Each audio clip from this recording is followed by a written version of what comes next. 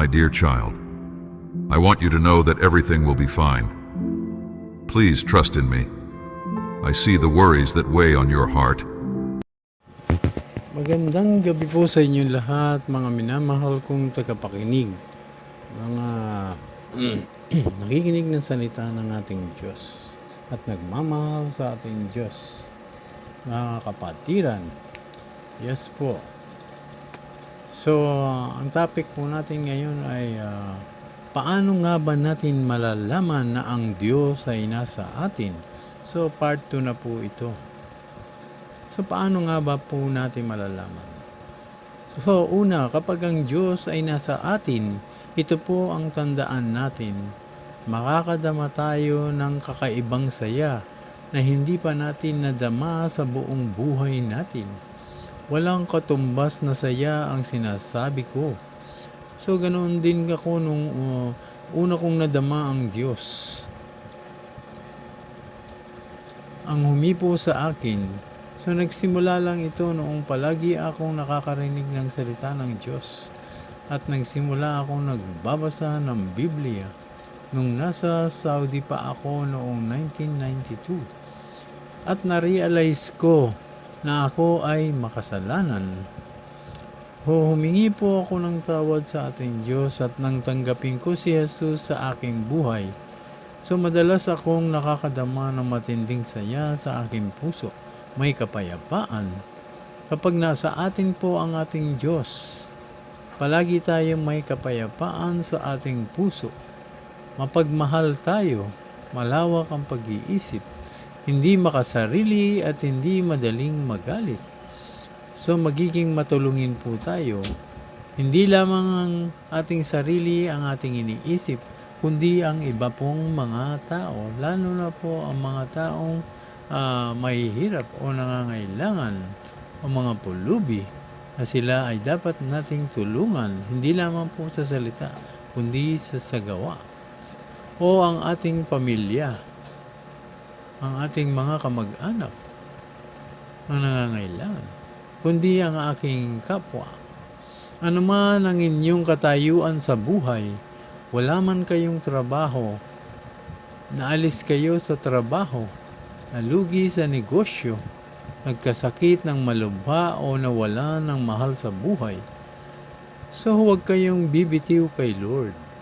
Manalig po kayong palagi sa Kanya at sa Kanyang bugtong na anak na si Jesucristo na ating Panginoon at sariling tagapagligtas.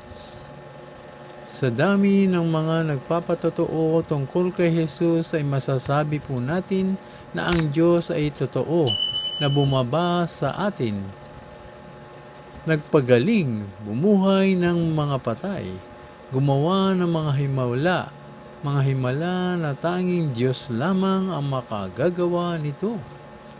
So kapag nasa atin ang Diyos, napakaswerte po natin. Bakit? Una, may buhay na walang hanggan ka na at makakasama mo rin ang banal na Espiritu ng Diyos na madarama mo ang lubhang kasiyahan, may kapayapaan, pag-asa, pagtitiis, pagpipigil sa sarili, pagmamahal ng wagas, may malasakit ka na sa kapwa.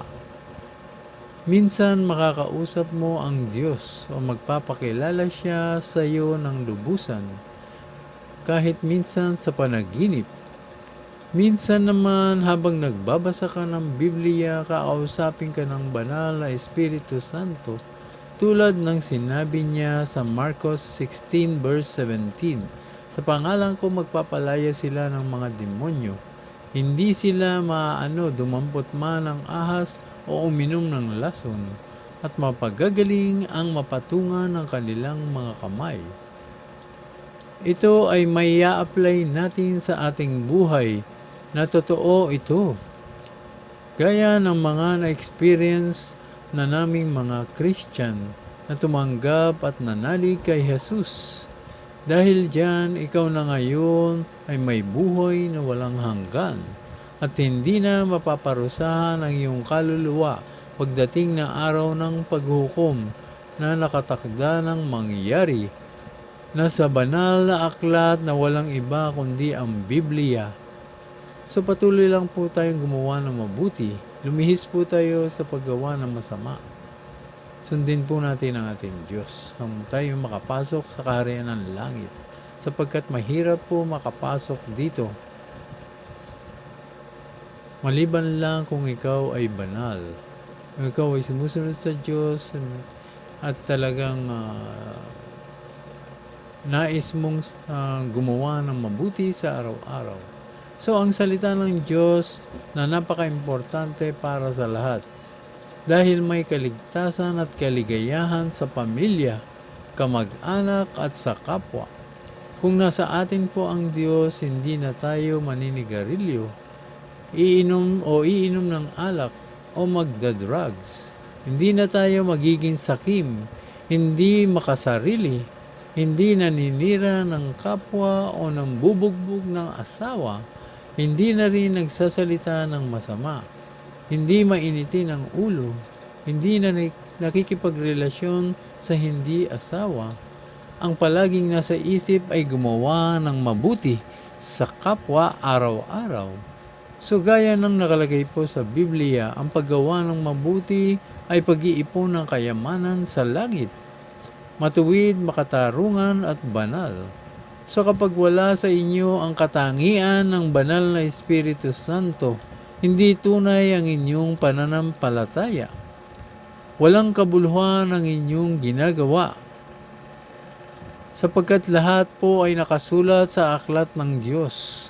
Ang lahat po ng ating ginagawa, kung tayo may nanloloko ng kapwa o naninira ng mga kamag-anak, naninira ng kapwa, o gumagawa ng masama, o nanunuhol, nagpapasuhol, yan po ay hindi tayo makapapasok sa kaharian ng Diyos sa mga gumagawa ng ganyan. So isipin po natin ang magiging kalugod-lugod sa ating Diyos. Kung ano po ang ganap at nakakapagpasaya sa Kanya. So hindi ninyo alam na ang Diyos ay nalulungkot at marunong magalit. Ayaw niya na mapahamak po tayo. Kaya gumawa siya ng paraan para mapatawad niya tayo sa pamamagitan ng kanyang anak na namatay para sa atin, na bumaba mula sa langit at siya'y namatay para sa atin, at ang kanyang dugo ay binuhos para sa atin sa buong sanlibutan, para po mahugasan ang ating mga kasalanan. Para mahugasan ang ating mga kasalanan, Hudyo ka man o hintil, tayo ay isa sa pagtingin ng Diyos. Kaya bago niya gawin ang mangyayari sa mundo, ito po ay nakapropesiya na. Simula kay Propeta Isaiah, John, at sa Revelation. Nakalagay na rin po yan sa mga, sinabi na rin po, ibinanggit na rin po ito ng mga apostol. Apostol Pablo, at iba pa po. So nagbibigay muna siya ng babala. Nagbibigay muna ng babala ang Diyos. So nasa Biblia po ang lahat ng babala ng Diyos. Kung gusto niyo pong malaman at makilala ang ating Diyos, kailangan po kayong laging nananalangin ilang beses sa isang araw. At lagi po kayo nagbabasa araw at gabi.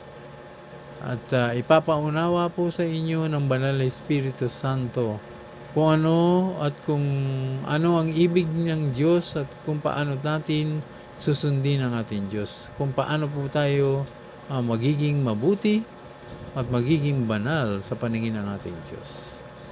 At nasa atin na ito kung paniniwalaan ang Biblia na kanyang iniwan para basahin ng lahat at nang malaman ang katotohanan, kaalaman, pag-asa at tagumpay sa buhay.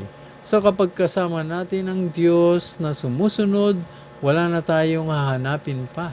Siya ang magpo-provide ng ating kailangan. Kapag may problema, lumapit ka lang sa Kanya at ikaw ay tutulungan niya. Sapagkat siya'y mahabagin, mapagmahal, mapagpatawad at maawain. Alam niya ang ating mga kailangan. Manalig ka lang at sumunod sa Kanya. Walang pinabayaan ng Diyos simula noon na nananalig at sumusunod sa Kanya. So lumakad po tayo ng may kabanlalan at pagmamahal sa Kanya at pagtitiwala. Kapag nasa atin ang Diyos, napakapalad po natin. Maraming salamat po sa lahat ng nanonood at nakinig ng salita ng ating Diyos. Pagpalain po kayo ng Diyos Ama, Anak at ng Espiritu Santo. Amen. So kung sino man po ang may nais na tanggapin si Jesus sa kanyang buhay ngayong oras na ito, maaari lamang na sumunod po kayo sa aking panalangin. So Ama naming nasa langit, kami po ay lumalapit sa iyo, magpapakumbaba at humihingi ng kapatawaran sa lahat ng aming mga nagawang kasalanan. Patawarin mo po kami, linisin mo po kami sa aming mga karumihan sa pamamagitan ng iyong banal na dugo, Panginoong Hesus. Inaamin ko po na ako'y makasalanan. Linisin mo ang aking puso't isipan. Pumasok ka sa aking puso. Tinatanggap kita bilang Panginoon at sariling tagapagligtas, Diyos at tagapagligtas. So, salamat po. Amen. God bless po sa inyo lahat. Naway may natutunan po kayo kaalaman tungkol sa ating ibinahagi na kung paano nga ba natin malalaman na ang Diyos ay nasa atin. So magiging mapagmahal po tayo sa ating kapwa, magiging maawain. Tutulong na po tayo sa ating kapwa. Ito po ang ginagawa ng may kabanlalan. May kapayapaan, kabaitan, kabutihan sa kanyang puso na talagang gumaganap bilang isang tunay na Kristiyano at hindi fake na Kristiyano. Salamat po sa lahat-lahat ng mga kapatid, lahat ng mga nakinig ng salita ng Diyos. Pagpalain po kayo ng Diyos na nasa langit sa pangalan ni Jesus. Amen. Thank you po. God bless.